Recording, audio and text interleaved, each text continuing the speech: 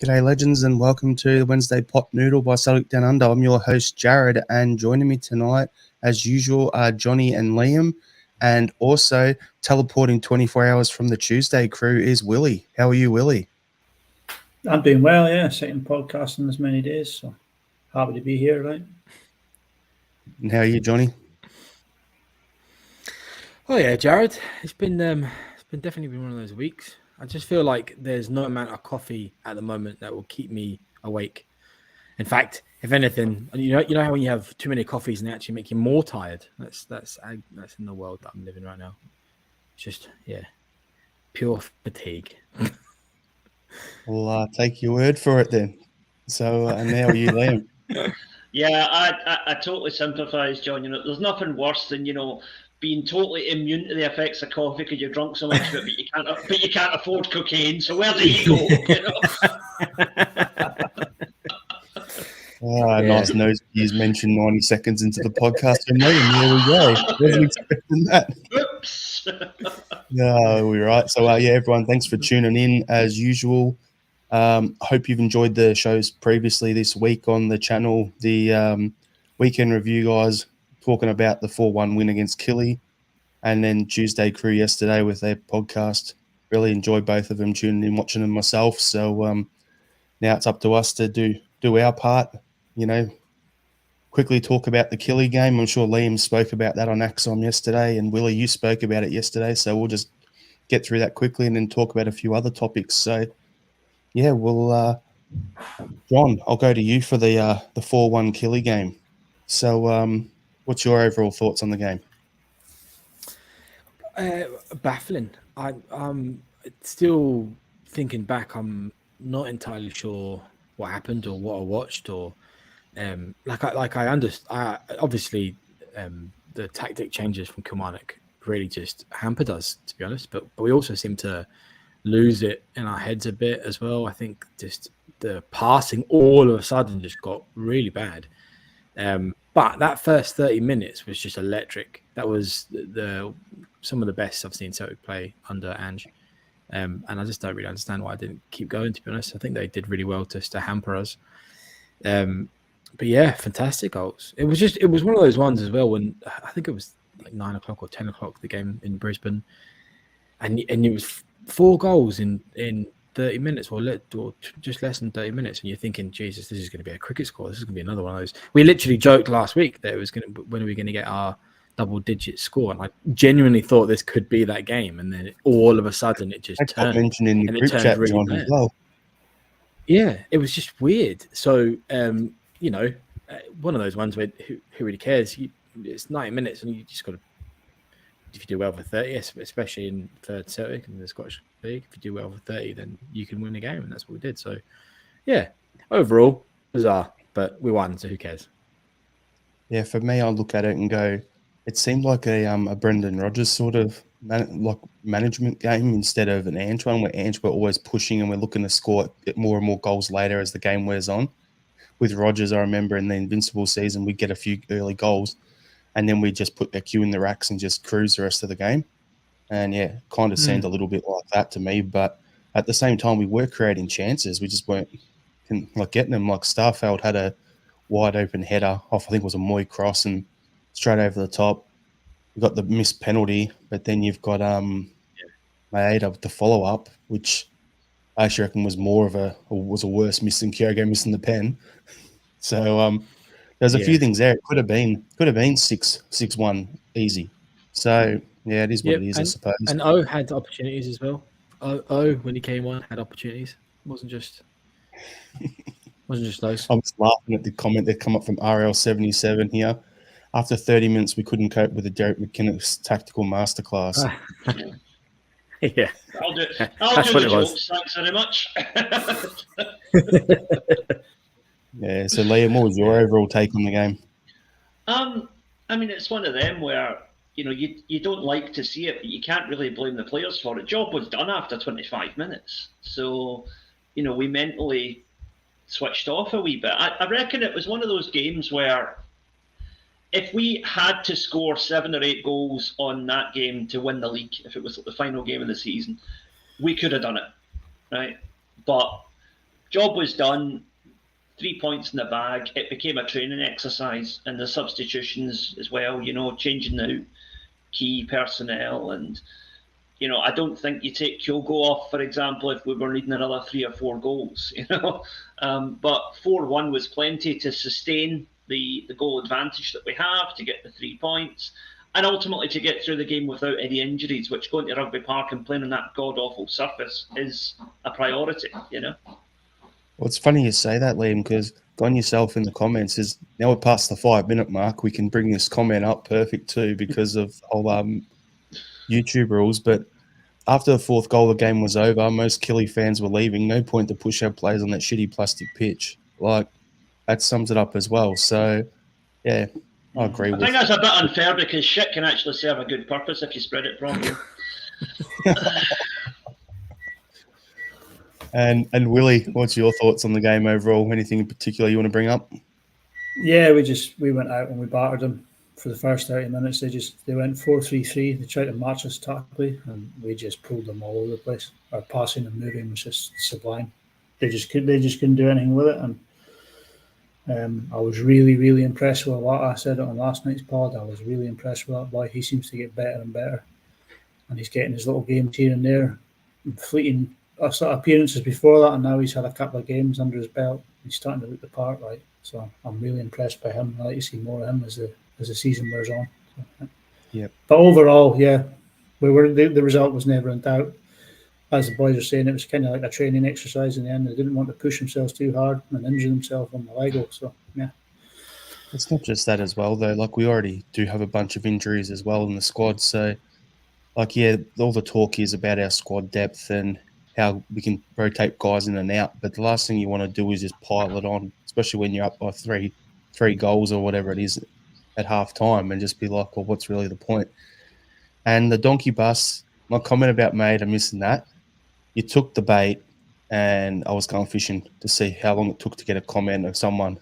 The ball foot mate, he couldn't position his feet. Were you not watching? Too many people have made his back. If he's not in Ronaldo finishing school, lay off the guy. Yeah, you took the bait, mate. You took the bait. I knew there'd be someone. Oh dear. What is it with people in misguided buses? Anyway. His header was great for a finish there, and yeah, overall I thought Maeda was one of our better players. But I just said that because I saw how much Twitter was blowing up after the game on the weekend, and I'm like, I'm just gonna, do a little drive by here, throw a few bit out and see what any nibbles we get. So fun times. I definitely think that Awata's passing is really refreshing to see. I'm not saying he had an absolute blinder of a game, but the direct passing that he provides is we're not been missing it per se, but it's just, like I say, refreshing. He's definitely got something about him. And also as well, that was really the first time I've really seen Kobayashi have a really comfortable game. I thought he did really well. Well, that was actually ties into good, I thought it was.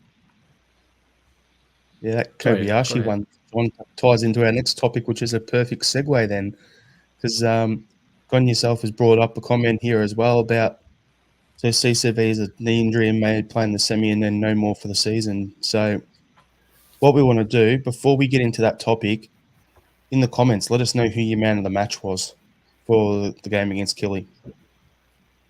Okay, Andrew Galea has put in that Taylor had a big part in the early dominance. Let us know. I want to see that in the comments. But yeah, so Cameron Carter-Vickers has injured his knee. He's been carrying it for a while and needs surgery. The talk is that he's going to miss approximately 4 months post-surgery for recovery.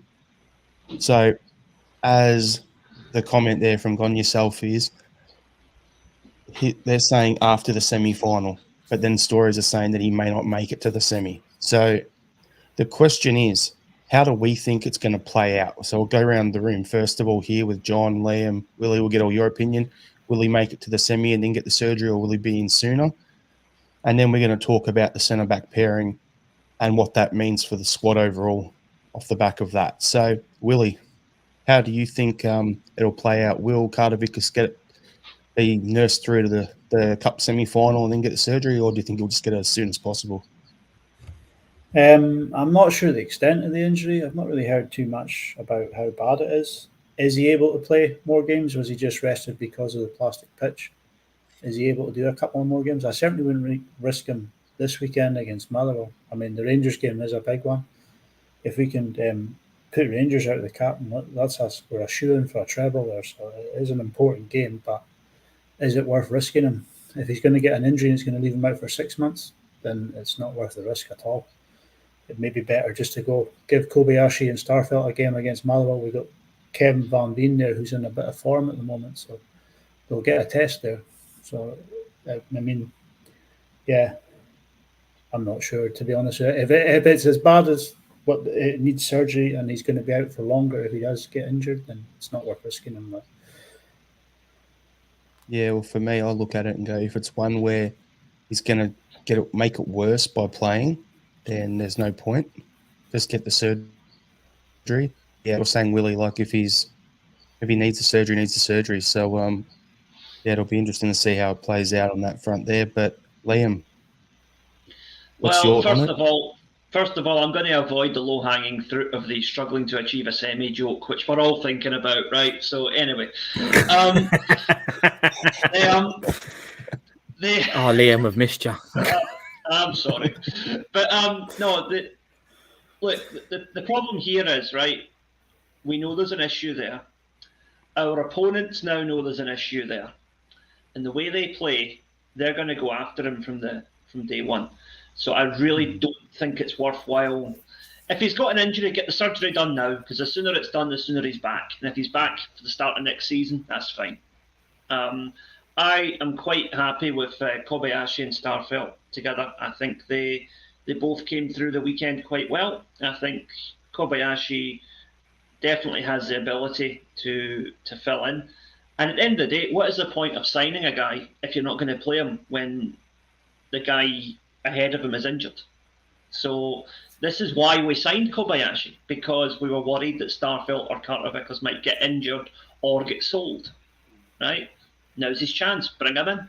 And it's good that we've got the Motherwell game at the weekend as a chance to further bed in that partnership before the Rangers game. And I do think that Starfelt looked more comfortable playing on the other side of the back, the back two as well. So, Kobayashi gives us that edge as well. So I really do think it's a good... ultimately, my opinion is that in the fullness of time, assuming that nobody gets transferred, I think Kobayashi and Carter-Vickers will be our centre-half pairing, our strongest centre-half pairing. But for the time being, I'm quite happy to go with Starfelt and Kobayashi.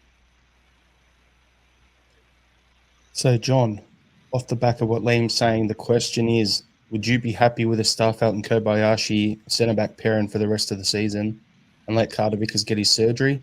Or do you want to just get him to play through to the cup?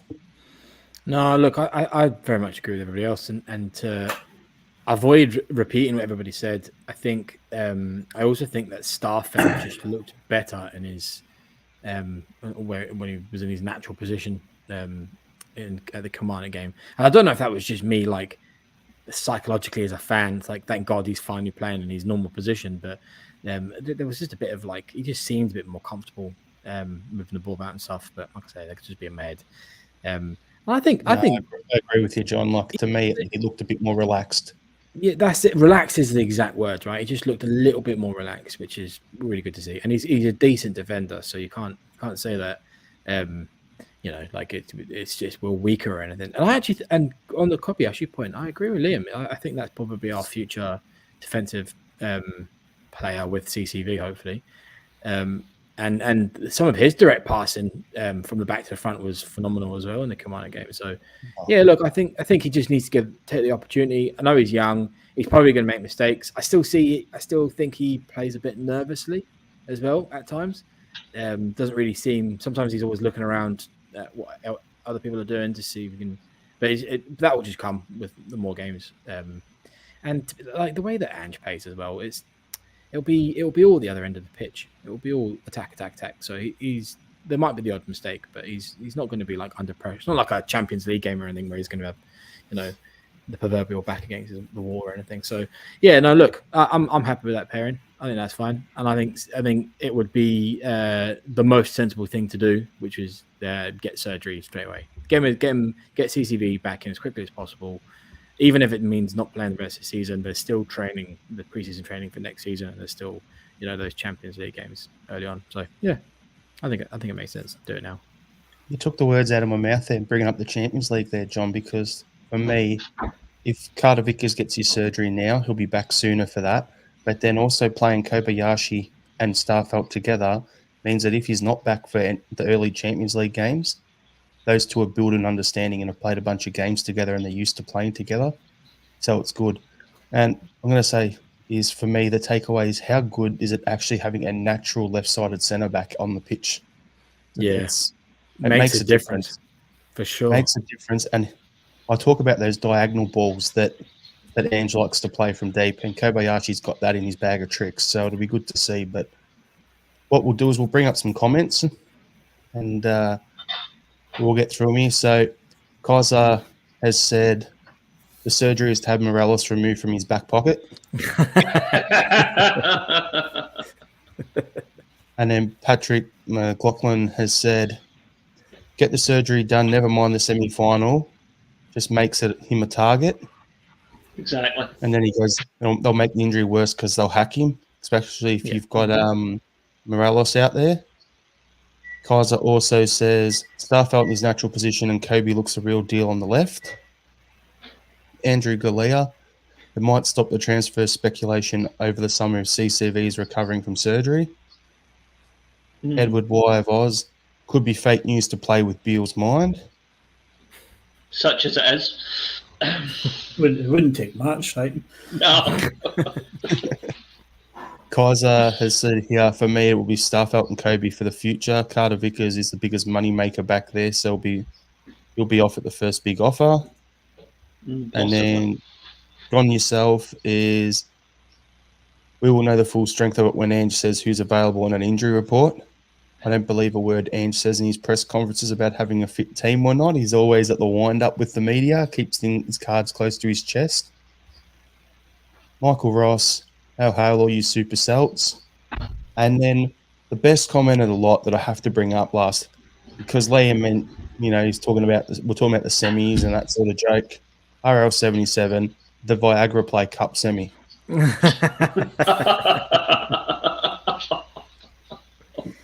Well played. I give you a round of applause. Slow clap. That was excellent. Well done. That was brilliant. Yeah. So we love a good pun like that on the podcast. So we'll.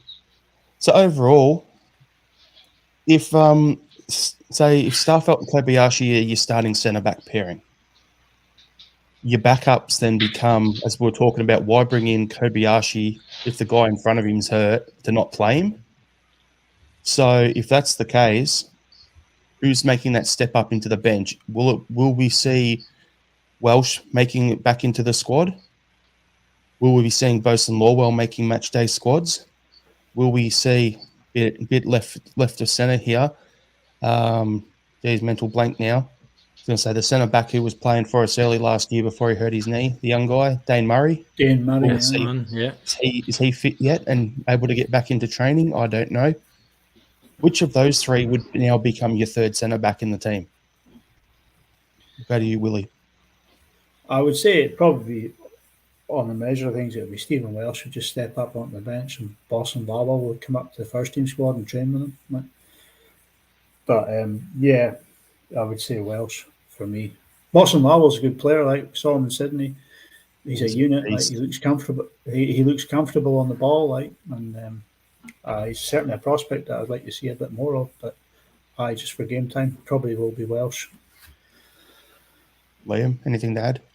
Yeah, I pretty much agree with what Willie's just said. I think that you're talking about experience, you're talking about the ability to just step into the first team. Welsh has been consistently doing that for a couple of years now. And,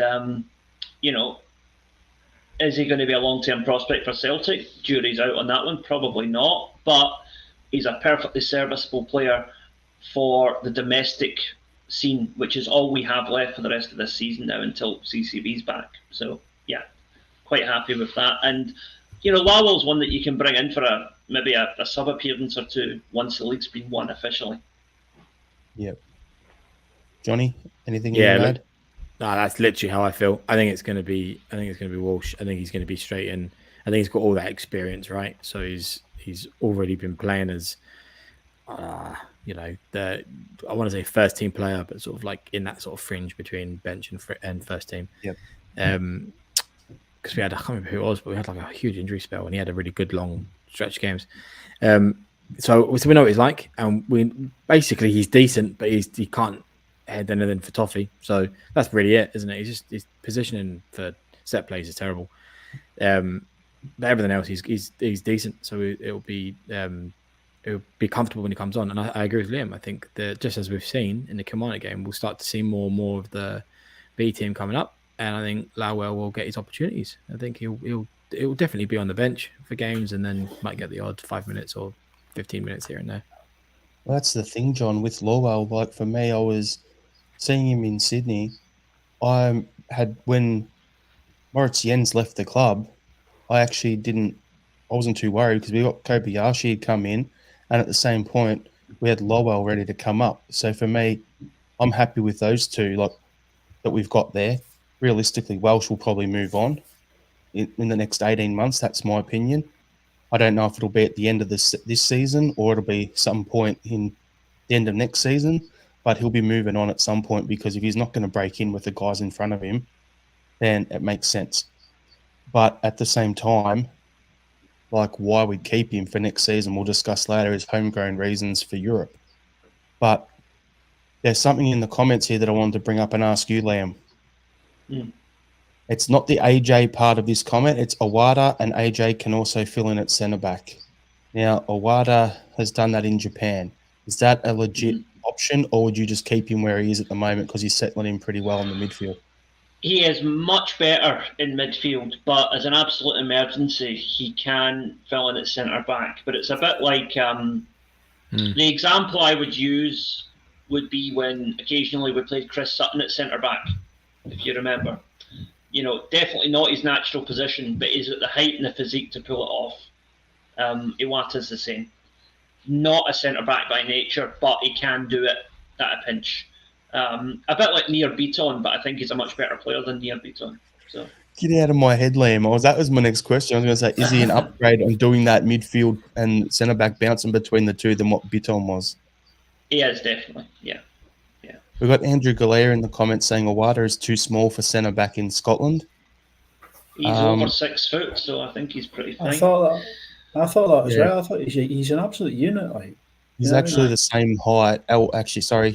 I think he's actually an inch taller or a couple of centimetres taller than Welsh is. So that rules that out. But at the same time, I thought Liam Scales was smaller than he was. So that's why you actually have to look up the figures. So yeah, could be interesting to see how it all plays out. But what we'll do is touch on something that was mentioned earlier about the B teams, and that ties us into the next topic here. So on the weekend, we saw Rocco Vada and Ben Summers both on the pitch together in the first team. So my question to you, Willie, is this the start of the breakthrough for players from the B team cracking into the first team squad more regularly? So that's question number one. And this follow-up part is, with the B team being approved again for another season in the Lowland League, is the Lowland League, like we've discussed it, but I want to get your opinion on it, Willie. Is the standard of football in the Lowland League high enough to develop footballers for our first team? What's your thoughts on that? Question number one, I do hope it is the start of young players coming through. There has been some good guys down there in the B team. Guys like Dane Murray. You had Owen Moffat last season, had a bit of promise to him. Leo Helder. Other boys, you got Boston Lawwell, Rocco Vata. I mean, Rocco Vata, he didn't get much service at the weekend, but when he did get the ball, he used it to good effect. He didn't let us down when it did come to him. So I'm impressed. But as it goes for the Lowland League, it's not cutting it. Players are leaving. It's too low a level for these guys. You look at Scott Robertson. He went off to Fleetwood Town. The boy Karamoko Dembele, he went off back to France. Owen Moffat moved down to Blackpool. Ben Doak went off to Liverpool. You had Bayern Munich took a couple of guys off us, and then you got, like I say, Leo Helder. He's off at Leeds, and he's now out on loan at Rotherham. There's no pathway for them into the first team. They're going from the Lowland League, and then what the best they get is a loan to maybe an English second or championship team. But there's just no continuity there for them, like. So I think they need to look at it. Maybe, as Liam said on Archon the other day, get the reserve league back up and running, because it's not working. Like, you know what I mean? I would if I had my way, I would restructure the leagues from the championship down to the third division and make it two 18-team divisions, and allow the 6 teams to have their Colts teams and what would be the second division. So you'd have like Hearts, Hibs, Celtic, Rangers, Dundee United, maybe Aberdeen. Would all get a team in there with no promotion. Might give them a chance. I don't know. Something needs to change, because it's stifling the youth in the country. Like. Yeah, on the back of that, Willie, like there's 2 systems that I see for B teams. You've got the Spanish system, which is like what you're saying. You can have your team in the second tier, but there's no promotion for them. So that's what they do in Spain. In Germany, the rule is that the B team plays 2 divisions below the top team. So if, say, Bayern Munich's playing in the Bundesliga, obviously, then their B team will be playing in the third tier when they can't come up any higher. If Bayern, for some freak of nature, got relegated, then they'd drop down to the 4th tier, their B team would. So it works that way. So that way there's still a pathway where guys can play for Bayern B, then they can go for a loan in the second tier the following year, and then break into the first team the following year after that. So it's like a 3-year plan to develop your players. Yeah. And that also ticks a few boxes for homegrown stuff as well that we'll discuss a bit later on in the pod as well. So, yeah, it's I actually personally I rather the German model, but yeah, I think we need to restructure the top league, the actual overall thing. To be honest with you, you got 42 teams in 4 leagues or whatever it is. Like, there needs to be some sort of restructure before you even get into that. Yeah. There'd be some serious. If you try to move them into, say, League One at the moment, you'd have to do some serious displacing other teams down to just accommodate Celtic and Rangers. It wouldn't work. So you would definitely need to restructure it to bigger leagues. And the bigger leagues brings better competition too. You're not playing repetitively 4 times a season against each other. You know what I mean? To be honest with you, sometimes I get sick of it. I look at it and go, "Oh yeah, we're playing Motherwell again at 3 a.m. our time." I'm like, "Yeah, I saw us play well a month ago." I'll just wake up and watch it like it's live in the morning. So it gets that way. Like if you're playing different teams every week, it'll be, like as you said, two leagues of 18. There's 36 teams. So then you bring the B teams in for the other and have a 10 or 12 team third division, and they can play in there perfect. Yeah. Something needs to change. Like it's not doing it at the moment. It's not cutting the mustard. Like. Johnny, jump in. What's your thoughts? Well, I'm gonna provide a slightly different opinion, right? And I definitely agree with you both that we need we need stuff to change, and Jared, your point about like having a really clear pathway and stuff. I think that I agree with all that. It's really important, right? And I don't think that's what's happening with our B side. My only difference of opinion is the leagues below the Premier League. They're not that different. And I'll tell you what. Look, so I think I've said this before, but my brother plays in the Scottish league systems, and he plays in the league below the Lowland League. He has played in the Lowland League. Now he plays in the East of Scotland Conference or something. It's called something like that. He plays for a team called Broxburn. Broxburn went in the Scottish Cup all the way through to the 4th round and ended up getting beat by St Mirren, right? And he said when he was playing these teams, he kind of knew that was something like that was going to happen, because that was the first year that league joined the professional leagues. He said that he always knew something was going to happen, because when he plays other teams from leagues above him, then they're not really that different. So even if the Celtic B were in a slightly higher league, they're not really going to get what you think they're going to get. They're not going to get a slightly higher challenge. They're all kind of in the same vein. I still think having watched the London League and the Conference Leagues, they're not actually that bad of a standard. They're dead tough. There's a lot of stuff that you see in the top league. There's a lot of booting it up the pitch, and there's a lot of hard tackles and stuff. And if you're having boys that what you eventually want to play in the Scottish top league, you got to give them a bit of that as well. They've got to learn how to play with men and stuff, and also put hard tackles in and take all of that stuff. So you want to see that. I just don't think it's necessarily going to be like this. If we had a higher, if you put them in the League 2 or whatever it is, it's also going to be different, or League 1 is also going to be different. It's just not going to be like that.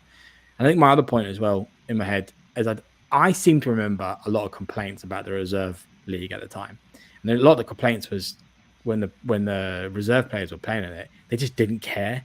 So there was no actual competition. So we really need that promotion relegation battle for our players to actually want to get promoted and actually want to, win matches, not just, oh God, this is just another training match or whatever, because I'm just going to go and play another random team in whatever league I'm put in.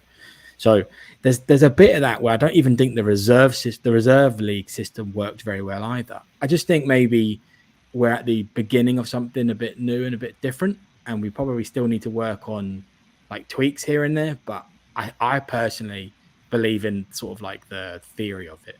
So I think it can work on paper. I don't think it's ever going to be perfect because we were limited by the Scottish game and all that. But I still think that having a Colts or a B-side in some like leagues below us, and then Jared, as you've described, maybe that the best players of those eventually, some of them probably get bought, like Willie was pointing out. Some of them move on and stuff. I think that's a natural part of modern football. But maybe we'll see some of those getting loaned out to other leagues, or maybe a Premiership side that's struggling, Motherwell and Killie and all that stuff. And then eventually, hopefully, whoever, St Johnson, and then eventually they hopefully break into the first team. So I think if you had a cohort of 50, say, you're only looking at maybe 2 or 3 ever really making it. And I think that's just natural. I think most of them are either not going to make it. Some of them are going to get bought by other teams, and only a few ever are going to make it. And I think that's okay. So before we go to Liam to finish this topic off here, talking about the Reserve League. Now, the issue I have with the Reserve League, and it's got nothing to do with the idea, because I actually love the fact that you get young kids playing with, seasoned pros, guys coming back from injuries, whatever, to get their fitness up, that sort of stuff, right? So if you had like young guys playing games week in, week out in the reserves with like a James McCarthy, for instance, they'd learn a lot from him, being a teammate, being a good solid professional and all that sort of stuff. So that's the stuff that I do like about the Reserve League. The thing I have an issue with the Reserve League is that when 8 of your top 12 teams in Scotland in the top flight last year lost 6 figures financially, how are they going to be able to afford to run a reserve team as well? Extra pitch, extra ground staff, extra catering, whatever you've got to put on for it, corporates, all that sort of stuff. It's not going to pay for itself. And that's kind of why it stopped in the first place. So when 8 of the top 10 or the top 12 in the SPFL last season lost that level of money, and you've got Livingston this year talking about they're going to be losing close on £1 million. I can't see them running a team in the reserves. So that's where it becomes a bit of an issue. So Liam, do you want to jump in now, or should I bring up some comments before you finish this topic for us? Go ahead and put some comments in, because I'm still formulating a full spiel on this. I could see the monkey clapping in your head going ding, ding, ding, ding as you think. Yeah, let's see what the commenters have to say first. All right, so Patrick McLaughlin, they could easily make Division 3 and 18-team league with the B teams filling the void. Mm-hmm. Andrew Galares, the fashion of youth teams instead of reserve teams doesn't work anywhere. Kaiser's saying, start the Celtic group with a team in Ireland and Down Under to start to integrate our global support. I wish, mate. Yeah. Andrew Galea also, a reserve team keeps the fringe players fully match fit and is a better way for youngsters to progress their football. That's what I was just saying about with James McCarthy playing in the reserves and that sort of stuff. If you're paying him a lot of money, you'd be getting games into him, he'd be fit, and he'd be educating these players on becoming a professional. So I agree with you on that. RL77. The small league also encourages a negative bus parking hoofball that strangles player development all across Scotland.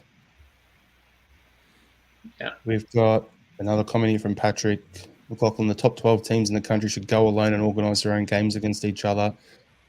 And F the SPFL and the rest. And Dermot is saying Celtic need to work on an Oz and Japanese academies. Yeah. Yep. Yeah. All right, Liam. Right. So it's now, as Wobbly's already said, it's going to take a lot of displacement for this to happen. But the level that I would like to see the B team playing at, if it was at all possible, would be the Championship. Because that is one of the most competitive leagues in Europe at the moment. If you look at it, the gap between the top and the bottom of the Scottish Championship is, I don't know, it's only like 15 points or something. It's a really tight-knit, really competitive, really close league with some historically very big clubs in there. You know, you've got your likes of Partick Thistle, Callie Thistle, Dundee. These are all teams that, you know, can regularly draw in a five-figure crowd. So I really do think that that's the sort of level, the sort of exposure that we need to be getting the B team into. But unfortunately, to put Celtic and Rangers B teams into that league, you're going to have to displace a Queen of the South or an Alloa or whatever, and that's going to upset them because they've earned that place on merit, which is why we have to restructure it, as the guys have already said. Now, of course, completely disregarding the fact that Sky will never allow us to have any less than 4 games a season against Old Firm FC. We have to, you know, I would ideally like to see a 20-team top league, merge the Championship and the current Premier League together, play each other twice, same as they do in England, because, yeah, you've got Celtic, Rangers, then probably Hibs, Hearts and Aberdeen are maybe a kind of cut above the rest.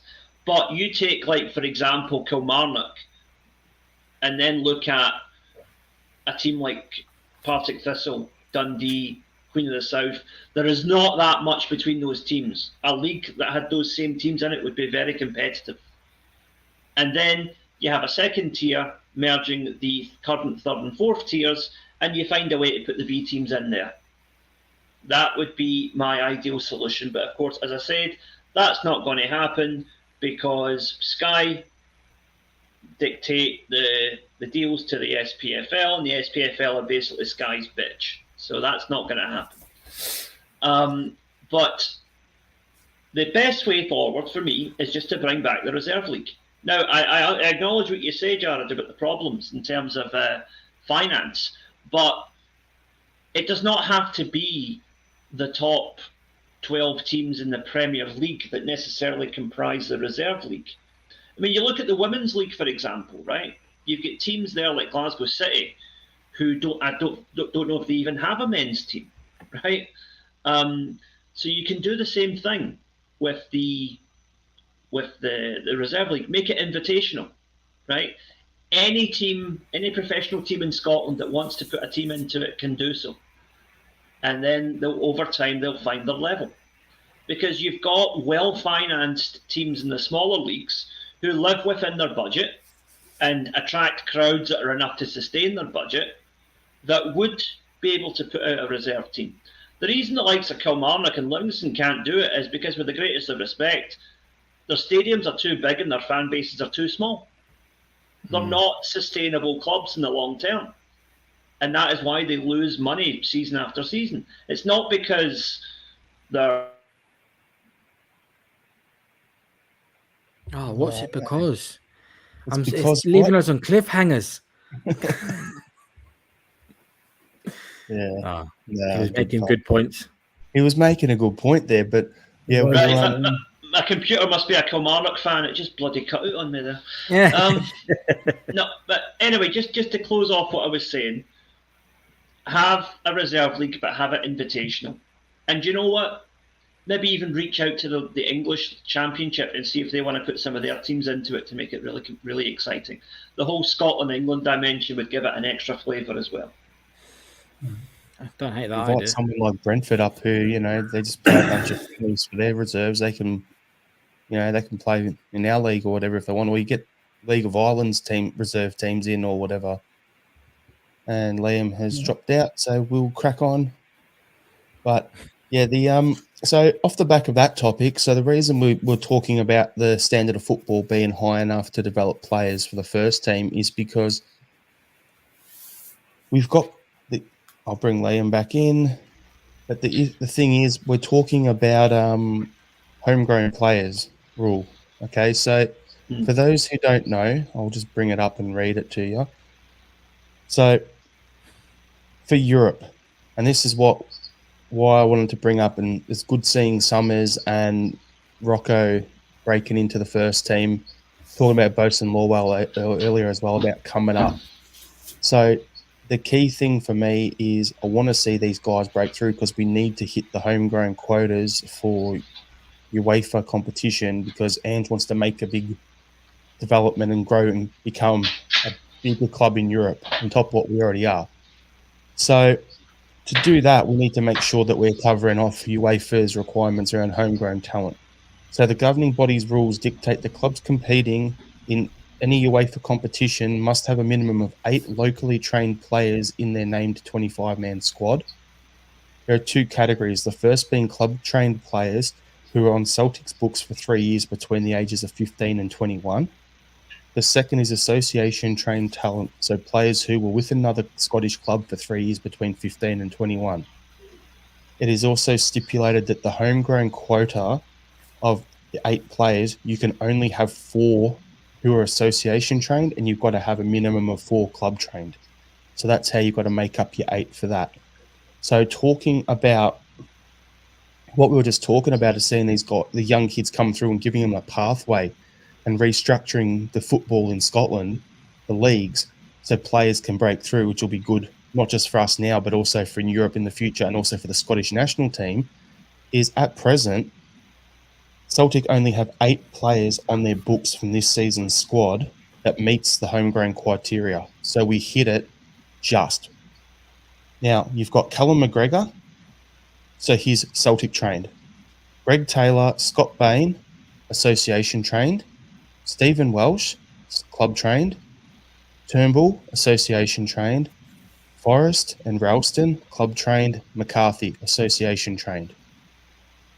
Now, Varda, Summers, they don't qualify on this year's squad because they would have been on the B list. They wouldn't have been in the 25-man squad.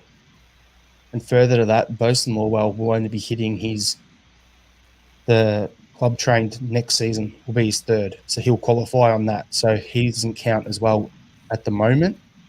But if he can bridge that gap from the B team into the first team match day squad, and then gets listed in a 25-man squad next season in Europe, then that gives us one of those guys that we need for a club trained. So there are options there. On top of that, we're going to have Mikey Johnson coming back from his loan in Portugal. So he will be another club trained one. Abada becomes club trained as of next season because he's only 20 now. So if he stays at the club next season, that's 3 years at the club and he's only 21, turns 21 next year. So he technically becomes club trained as well. He's been there for 3 years. Well, next season is his 3 years. Bloody hell. Jesus. Yeah. I didn't even realise that. Then on top of that, we also have Adam Montgomery coming back from loan. So he can't technically, if he stays, he counts as home, like a club trained. And then you got the other one that I mentioned earlier, Liam Scales. He'll be association trained, a year with us, a year at Aberdeen, and a year here. So he'll tick the 3 years within Scotland. So he could potentially be one as well. So we've got a bunch of players there that will help us for this. The reason I'm bringing all this up is of the 8 players that we currently have on our squad, there's going to be rumours about probably 4 of them potentially moving on. So Turnbull will have 1 year left in his contract. So that could be one less for us there. On top of that, Stephen Welsh, as we mentioned earlier, he may not want to hang around if he's not getting a regular game. So as I said, maybe 18 months' time he might move. So there's one you lose. You got James Forrest is getting older, but he can still tick the box on the list for us. McCarthy, we haven't seen much of him at all, so God knows what will happen with him. So realistically, you're looking at the list and you go, you're going to have 25 players. You've got to have 8 who are association trained or club trained, so homegrown players. If Welsh leaves, Lawwell comes in. That covers each other off. Then you've got these other guys. So we'll be around the mix there anyway, but the reason I'm bringing all this up is to see it's good seeing those B team players coming through, because that will tick a lot of the boxes for the club trained players, because we've lost a lot of players to other clubs and stuff in Europe recently. On top of that, it's also good for us to discuss this, because how is this going to, affect Andrew's transfer dealings come the summer? So the question I want to throw to you guys, first of all, is I've got about 4 questions based on the whole homegrown thing and how that works, what we just spoke about. So the first one is, will this rule lead to a more targeted approach to recruitment by bringing in Scottish players in the off-season? So there's been the story of Angus Gunn going to Sevco, right? They can't afford him. They're printing shares out the wazoo and all that sort of stuff. They can't. We potentially need another keeper. That would cover us for association trained or whatever it is, because he's Scottish, right? Is that the sort of, I'm not necessarily saying that he is the guy we're going to go and sign, but is that the sort of targeted recruitment you're expecting to see from the club? So I'll throw to you, Liam. What are your thoughts? Well, before I go into that, my initial thought is that this is, in due course, this is going to become the next Bosman. A good employment lawyer is going to take this and absolutely rip it to bits, because it's so convoluted and it's ridiculous. And as we discussed in our group chat, when you think of the size of countries like Germany and France compared to the size of Scotland and the talent pool that they can pull from, it is just fundamentally unfair. And you could also argue it's a restriction of trade, because you're basically saying to a certain player, unless this club has X number of players of your nationality, you can't play for them. That's a restriction of trade, in my opinion, and I don't think it would hold up to law. On that, Liam, I'll just jump in quickly. So you brought up Germany, which was actually something that I had on the thing here. So case in point, we've been losing players like Morrison and all those guys to Bayern Munich's youth, right? Mm-hmm. Now, the same rules apply for Celtic, but we have to have a certain amount of local players when the population in Scotland is like 5 million, 6 million, something like that. Yet the exact same rules apply for Germany with a population of 84 million. So it's going to be a lot easier for them to hit the homegrown player quota than it will be for us. Yet these clubs are able to go out and pick the best players out of our academy and bring them over and get them in young and make them homegrown players. So for me, I think that's a load of crap. But it's not really fair the way that works. But yeah, so tie that into what you're saying about, and what I was saying about the recruitment and everything. Yeah, it's a bit of a doozy, isn't it? Like I said, a good lawyer would take it apart in 10 minutes. It's absolute mince. It does not. It's unfair. It doesn't make sense, and it doesn't stand up to legal scrutiny, I don't think. This is why FIFA have it in their statutes that clubs, if they take arbitration outside of FIFA's jurisdiction, they can be barred from all competitions. It's because they know crap like this will not hold up in a proper court. But more to the question, how does Celtic deal with it? Unfortunately, we are going to have to probably sign a couple of, with the greatest of respect, substandard Scottish players to make up the numbers.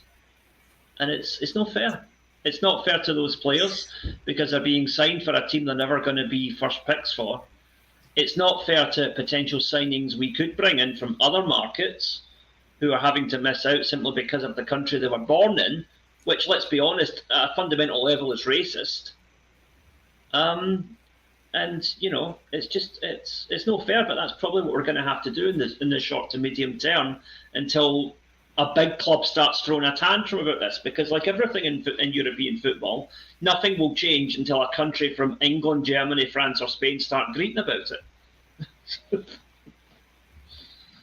Well, we got some comments. That's why I started laughing when you were talking there. Because so we'll go through. So Andrew Galea was. There's not much Scottish talent in the SPFL that I would bring to Celtic at the moment. Exactly. So Patrick McLaughlin is Munich will have a conveyor belt of youth compared to us too. So let's return serve. If they're such a big club and their youth's not going to make it, let's go and sign their 17, 18-year-olds coming out of their academy because their standard of academy is going to be better. So let's see if we can get a couple of theirs then. Who can play at that game? Kaiser saying it's a restrictive system. And Michael Ross, best comment. It's simple. Invade Germany. That's the one that I laughed at. Not again. Everybody knows. Like, the first movie was all right. The sequel was a bit dodgy. Don't try and do a third one. It's not going to work. Funny. So, Johnny, what's your thoughts on the whole situation with the homegrown rules and our recruitment? Will it be more targeted off the back of this? I absolutely agree that it's unfair, and I echo Liam's comments. I think we need a bit more socialism, and it's a bit more equity rather than equality sort of thing. Do I think it's going to affect the transfer market? Probably not.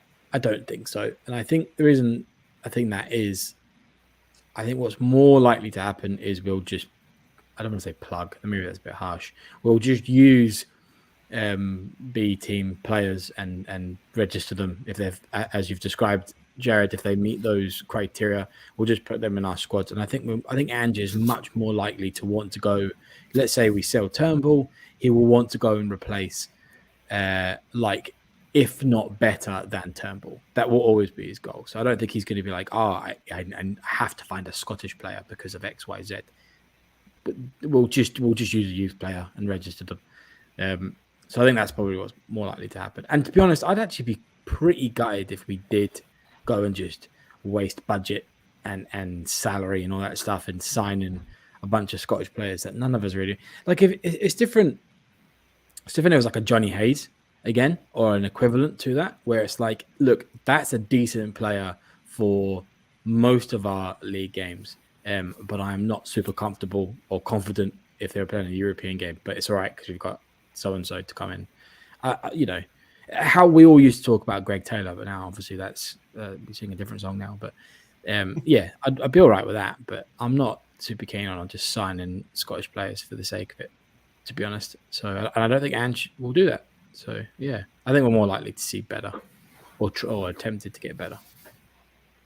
So Andrew Galea, we just have to bring through the likes of Vada through, develop our own, and that's the key thing. Yes, we are going to lose some players, but the thing is that I find frustrating was we had the guys leaving when Scotland was part of the EU, right? Because you could move around.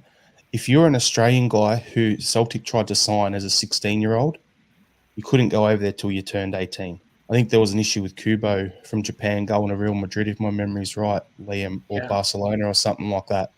Yeah. Same sort of dodgy deal happened on that, so you can't do it. But within the EU, there was that freedom of movement. So with Brexit happening, that stopped the guys going to the continent under the age of 18. But now those guys are going down into all those English clubs. So it's a bit of a problem. But yeah, we just got to develop our own, bring them through. If they're good enough, play them. I know it's hard to say that because we expect to win every game and win in style. But the only way we'll bring these guys through is to do that. But then there's also a level of we're not blind faith, but we have to take a step of faith with youth players, right? So we have to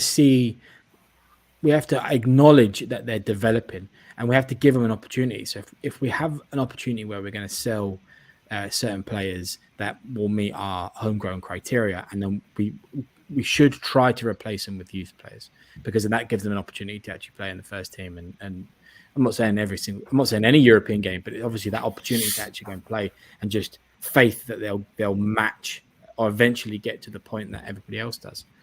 And if you don't, then what's the point in having a youth system, to be honest, apart from just taking that box? Spending about £3 million a year on it. So we need to start seeing some people come through. What we'll do is we'll finish this topic off with Willie and his thoughts on it. Yeah, it's certainly a discriminatory law. Like, I mean, if you were going to try and employ two people and one of them had a few vowels at the end of the name, you're going to turn and say, I'm not going to employ you, I'm going to go for Mr. McDonald over there, because that's what the laws say. A lawyer would pull it apart quite quickly. But you got to look at, like Martin O'Neill said in the noughties, they had the under-21 rule. You had to have two under-21s on the bench. It didn't do in their development any good. They were just placed on the bench, right? You just go around the youth team, like you're on the bench this week because we need to make numbers up. It's just making up numbers, you know. I think there's enough there with Lawwell, Vata, maybe Dame Murray when he comes back, Abada, as you say, and the goalkeeper. Oh, is it Olafoemi, the goalkeeper, the young boy? Mm-hmm. He might be another you could promote there. So I think that there would be enough numbers there just to see us through. I mean, if you look at around the Scottish market, who's there that you would say, right, let's bring him in, that's going to meet the criteria? There's two that I can think of. Two? There's two that I can think of, Willie, and the only reason I'm saying is because one bloke put the comment, RL77 mentioned one here in the comments. I think O'Hara at St Mirren would be a decent squad player, but he's only there to fulfill the homegrown quota in Europe. The other one was the right winger from Killie that we played against on the weekend, that Armstrong bloke. For me, every time I've seen him, I think there's something about him to me. I can't figure out exactly what it is, but there's something about him where I just like the way he goes about it. So I could see him coming in potentially, because I just checked, he's 24 years old, he's Scottish, so he'd tick all the boxes. But yeah, he's not going to improve us much in Europe. He'd be able to do a job for us locally in the league, but I can't see him taking us to the next level in Europe, which is what we need. So basically, it's a waste of a signing. It's a Neil Lennon level signing instead of a Ange Postecoglou signing. It's a waste of money. I mean, you could just bring Mikey Johnson back from Portugal and just say, right, Mikey, you're back on the bench for the season. We'll give you a game here and there in Scotland, and you'll just make the European squad for quotation reasons only. Like, so it's the same thing. It's the exact same thing we did with Karamoko. Like that role is, I'd rather play Rocco and give him his chance. As we're saying, than do that, because I don't want him to become another Karamoko, not get a chance and then leave. He's like 20 and barely played. Where does Moy come into that? Does he not like come through St Mirren's youth academy? Is he not an association trained? Was he not there long enough? Wasn't there long enough, and he was too old because between 15 and 21. Yeah, I just wasn't sure. I knew he played with St Mirren when he was younger. I just wasn't sure the sort of ages. And I think he was there for 2 years. That was it. Yeah. Okay. It's certainly a strange rule. That's it. Let's sign Jackson Irvine back. That'll work. Get him back from St Pauli. Played in Scotland for years. He'd tick the box. He'd work in the midfield, and I think he'd be a bit of an upgrade over some of those guys who could be on the way out. So let's just get Irvine back in. Yeah. Done. Negotiate a regular friendly game with St Pauli as well, just to strengthen the ties between the clubs. See the friendly that's going to happen, or did happen, Dunfermline versus St Pauli. Yeah. That's actually a legit thing. I'm not joking on that one, by the way. That happened. Yeah. Oh, ridiculous. All right. So, next topic, Liam. Get your hammer and sickle out, mate. You're going to need it. So, down in England, from the 2025-2026 season onwards, gambling sponsorship is going to be banned in the EPL at least, maybe through the other leagues. I didn't look into it too much further. Is this something you guys think we'll see implemented in Scotland soon? And if it is, how will it affect the clubs and how will it affect the league as a whole? Sean provided us with a list of all the SPFL teams and what their sponsorship, who sponsors them. So we can go through that quickly, okay? So Aberdeen's sponsored by Texo, who manufacture oil rigs. Celtic, Darfabet, betting firm. Dundee United, Quinn Casino. Hearts MND Scotland Charity, Gibbs Utilia Energy Company, Killie Brownings Bakery, Livy Phoenix Drilling Testing Mine Sites, Motherwell Paycare Private Health, Sevco, 32 Red Betting Firm, Ross County RSE Water Treatment, St Johnson Bin Group Recycling, St Mirren Digby Brown Personal Injury Lawyers. So there's only 3 teams in the top league that have sponsorship, shirt front sponsors from gambling companies.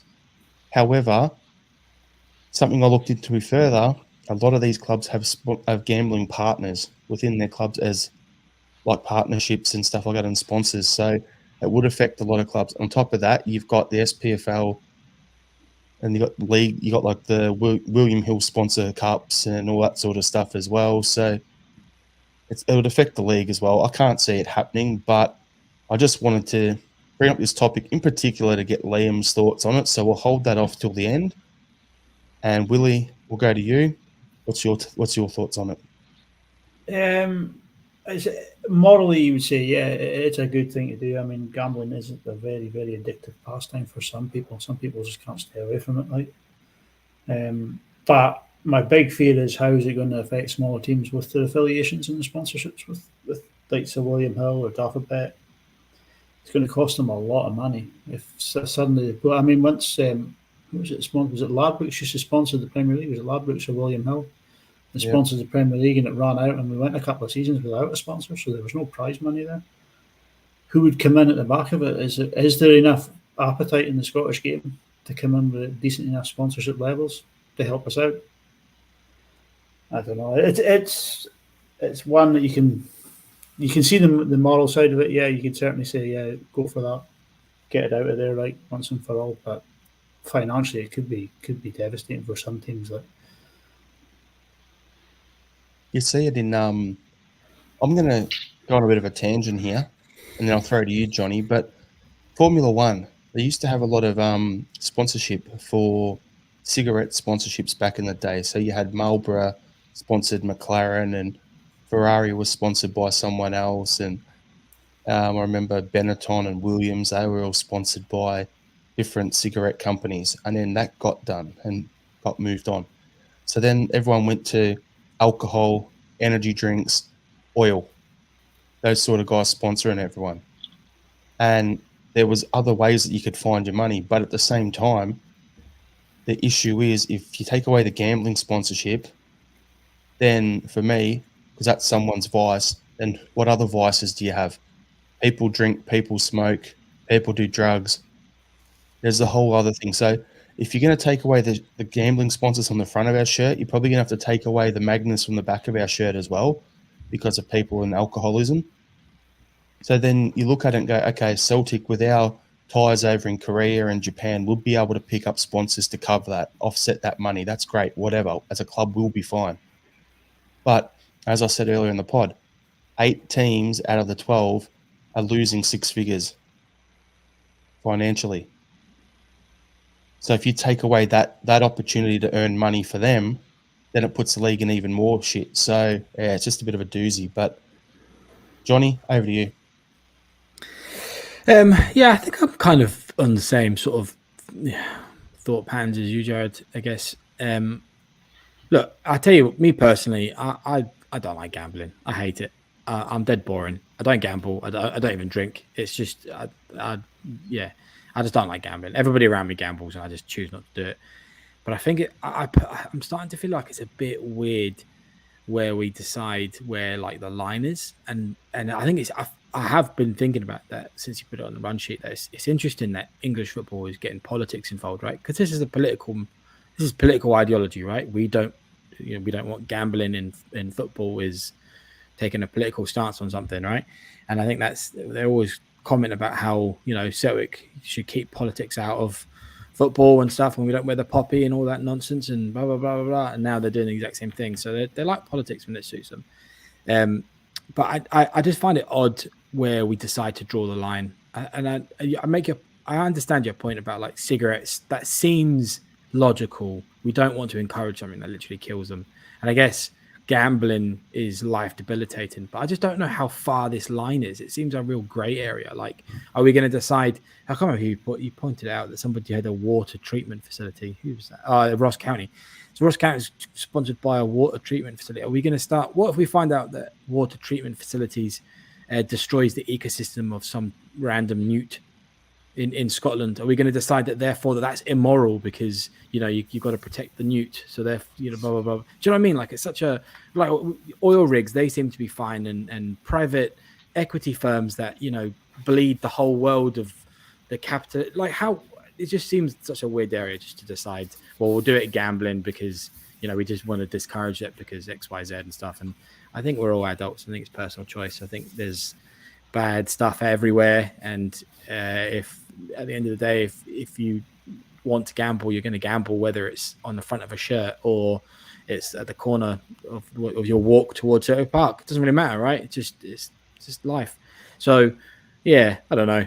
I find it odd, but it's honestly not going to bother me either way because I don't really do any of that stuff. But I think most people are going to get a bit disgruntled by it, but they're still going to probably do the exact same thing they did before. So at the end of the day, it's just ripping money out of a league that doesn't really have it, as you said, Jared. So before we go to Liam, I'm going to bring up some comments, but it reminded me of something I think Dave Chappelle said. I think it was him or it was Kevin Hart. It was one of those guys. I was talking about comedy, and you write a joke, you do a show 15 years ago, 10 years ago, and the line is here, so you push right up to that line. And then 10 years later, someone watches it and the line has moved to here. So now it's gone back, but so now they've gone over it. So they want to cancel people. So it's just, I'm again, like, free speech is a massive thing for me. And I don't think people should be dictating what people can and can't say, let alone what people can and can't do. So we've got a few comments here. So Andrew Galea, a legitimate business should be able to sponsor. There's always someone with a bias against something. Patrick McLaughlin, too many snowflakes nowadays. I'm offended. And then he followed up with, the snowflakes offended me. Yeah, we're offended. Penalty to Rangers. Sorry. Yeah, exactly. Andrew Glare, I don't gamble, but I respect people's rights too. And then Kaiser here, if kids are not exposed to these things, they will never know the pitfalls and walk into it blind. Gambling is bad, but it happens. It's recreational like drinking and smoking. People have got to make their own decisions in life. So, yeah, I agree with it. But at the end of the day, like, it's one of those ones where it's we've got to just let it play out, I suppose. And like it's not to say that none of us are sort of demeaning the big beast that is marketing, right? Because there's a lot of, like, we're deciding that people can do what they want to do out of, like, complete free choice. And I guess we probably don't have as much free choice as we think we do, right? We're probably quite influenced by sponsorship deals and seeing, bet responsibly and all that stuff. Like, it's consistently around football. I understand that argument, but so maybe there should just be regulations about it, about how much you have it in football, but to, like, ban it just seems a bit odd. I feel like that's a bit authoritarian. Or you just do it what they do on the TV, like for regular advertising. You can't advertise certain things like during certain times, like during dinner time. You can't advertise going to the botlo. Yeah, things like that. It's like just a. But we've got a few things here. So Dermot has like tobacco, now alcohol and betting advertising is on the way out. It will impact. Need to explore alternatives as sponsors. There's strong pressure mounting in Oz sports now for the same. Michael Ross, I find the term snowflake hurtful and offensive. Oh, what a snowflake. I quite enjoyed that. Riser, the older saying, you can take a horse to water, you can't make it drink. Yeah. You can shove its head under the water, though. Patrick was, how many parents told their weans to pick a horse last Saturday? Yeah. Michael Ross's comment, a funeral company should be Sefco's shirt sponsor. Yeah. Comment of the day right there. So what we'll do is we'll throw to you, Liam, for your take on this. Yeah. Before we do, a couple of little stats. Energy poverty kills 6,000 people every year in the UK. Gambling addiction associated to 100 to 500 suicides per year. Those are just some basic stats. So There you Though, go. so that says it there. Like, just throwing some cold hard stats at you on this. I don't think it will be done in Scotland because, as we said, they need the money coming in. But we'll go to you, Liam, for your take on this. Everyone, buckle up. It's Liam Grant time. Now, right, just to preface this, I'm going to slightly disagree with something John said. He said that this is a political issue. To me, it's more of a moralistic issue, which is a slightly different thing. Now, yes, Is that gambling. it? Is that all you disagree with? Oh, thank God! I panicked. I'm only just getting warmed up, sir. Right. So, if you take that it's a moral issue, right? Everybody's moral compass is different, right? So, do I think that it's right that Celtic have a bookie on the front of their shirt and a brewery on the back? Considering the social problems that Glasgow has, no, I don't. I think we should be holding ourselves to a higher standard than that, right? With a club of Celtic's ethos of charity, we should not be associated with companies that create a lot of the poverty and misery that is in Glasgow, right? However, let's take the case study of the American MLS, right? The majority of MLS teams are sponsored by private health insurance companies. Now, to me, those vultures, excuse my language, those bastards are even more reprehensible than the worst possible gambling company there is out there, right? They profit from death and misery every day. And yet, I don't see any great moral outcry to have those taken off of the shirts, right? LA Galaxy, sponsored by Herbalife, the world's biggest pyramid scheme. Nobody's calling for that to be banned. So I would rather Celtic didn't have a gambling sponsor or an alcohol sponsor. Apart from anything else, if you're a multicultural club and you want to appeal to cultures where alcohol and or gambling are not tolerated, you know, for example, gambling's illegal in Japan apart from the horses, right? So is it right that on one hand we're really trying to break into the Japanese market, yet our main sponsor is a company that I cannot legally use in Japan? You know, wee bit of forward thinking there. But, you know, it's all about, to me, it's a question of morality. And I think, yes, gambling sponsors, from Celtic's point of view, are amoral, but I don't think that other clubs who choose to engage with that should be barred from doing so. And ultimately, Jared, you used the example of the Formula One, right? I'm going to use the example of snooker. Snooker was the same 20 years ago. It was the Benson and Hedges Open. It was the John Player Classic, whatever. It was all tobacco sponsors, right? Now, I was watching the snooker the other day, and I'll bet that the same portion of people in that audience who smoked then probably smoke now, right? Do you know anybody who watched Formula One and thought, Marlboro's in the back of Ayrton Senna's car, I'm going to go and smoke a pack of Marlboros? No, right? For the same token, I don't think anybody has looked at a Celtic top and gone, do you know what? I think I'm going to go to the bookies. Right? If you were going to go to the bookies, you were going to go to the bookies anyway, right? I think the impact of shirt sponsorship in general is grossly exaggerated.